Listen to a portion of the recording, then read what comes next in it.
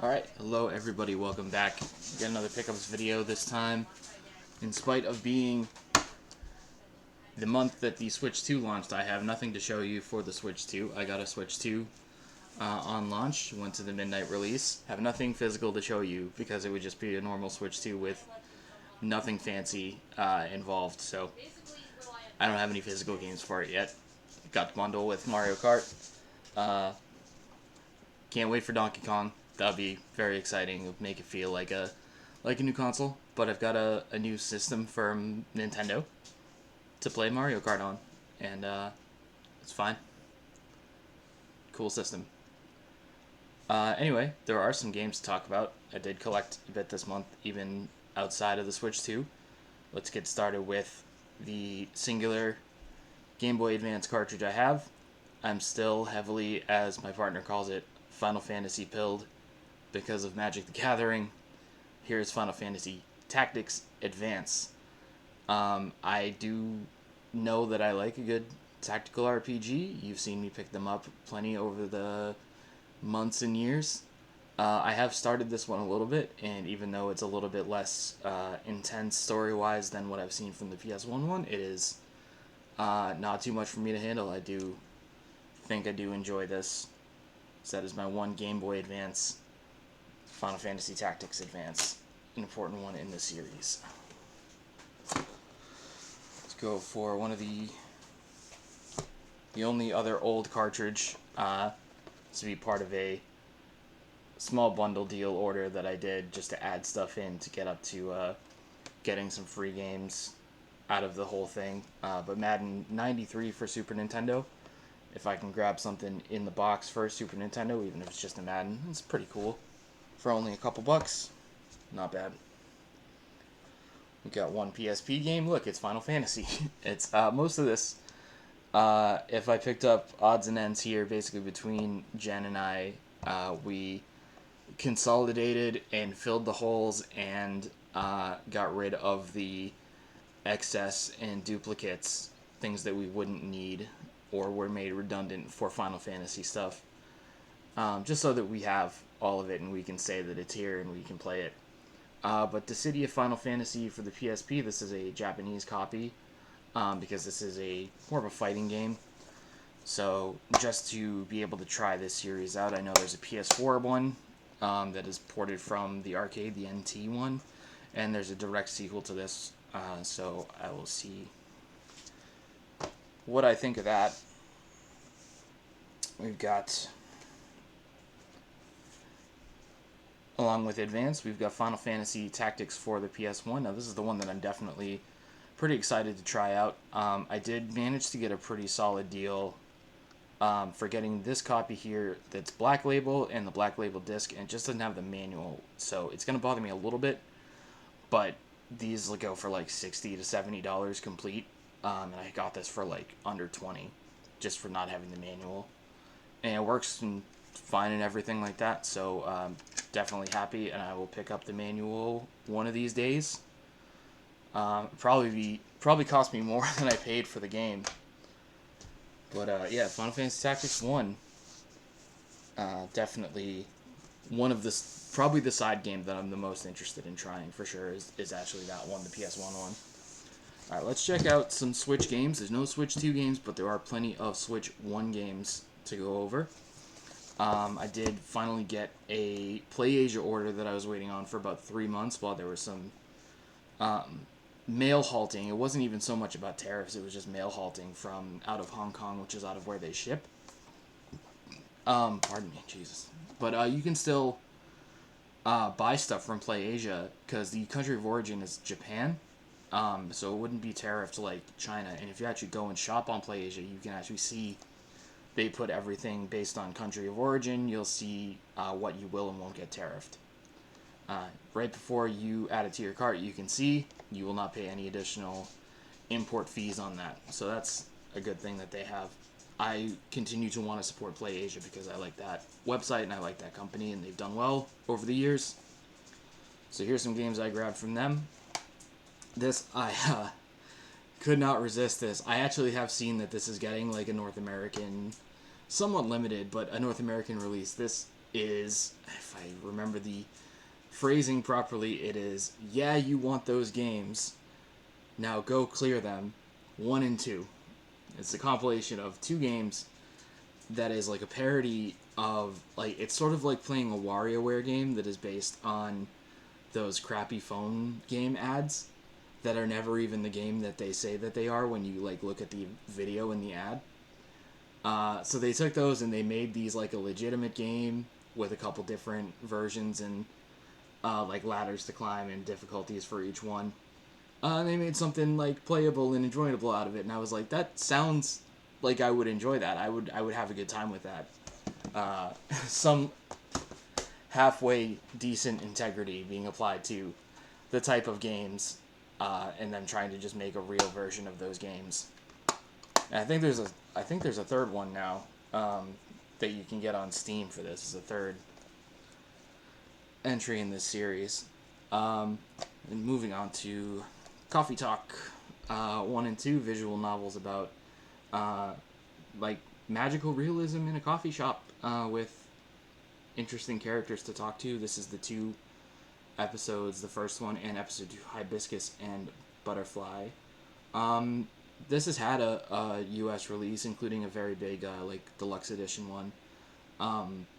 But I could never justify dropping the decent amount of money that it was going for, because I think the big one was like $120 to $150, and then separately I didn't want to pick up either of these at like $40 a piece. I want to say, I think this was a pretty good deal for these 2 ordered from PlayAsia though, so I finally pulled the trigger on getting those because they did seem interesting.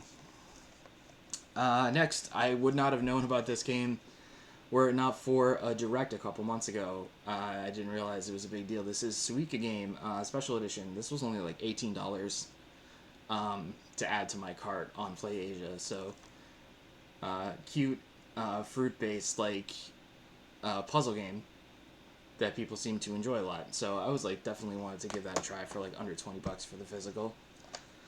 And just keep adding Inti creates games into the collection. And knowing that they're good and not actually pulling the trigger on playing any of them. But this is a Inti Creates Gold Archive collection. Has Mighty Gun Volt Burst, and Roro Puzzmix. So it's got 2 of their Mighty Gun Volt games and a puzzly game. Looks pretty cool. It's like $22. Easy way to pull the trigger on that one. And this is actually a double pack here. And there's So the only reason I haven't flipped this cover art to the other one, which is the one that I more bought it for, with Ghost 1.0, which is a Metroidvania type of game. And then there's, on the inside, this is UnEpic, which is a like 2D like fantasy type game. The problem is, as far as I would be a little bit more interested in UnEpic and having the flipped cover art, but if you do that, it still says Ghost 1.0 first on the spine, regardless of which side you use. So I had to leave it on this side so that it would make sense when you put it on the shelf alphabetically. It's Ghost. And then this was very, very exciting. I've been waiting on this for a while, and as usual, Night Dive Studios, they're doing the Lord's work. This is The Thing Remastered Deluxe Edition. Now, I admit I've not actually played the original version of this game, which is based on one of my top 5 favorite movies by my favorite director. So it's a top 5 movie by anybody, and it is my favorite director, John Carpenter.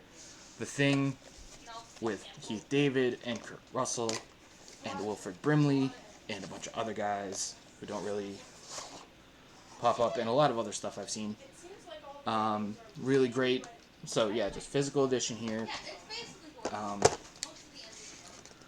This poster, oh, amazing, beautiful poster. And then steelbook here, The Thing Remastered. This is more having to do with the game than anything in the movie.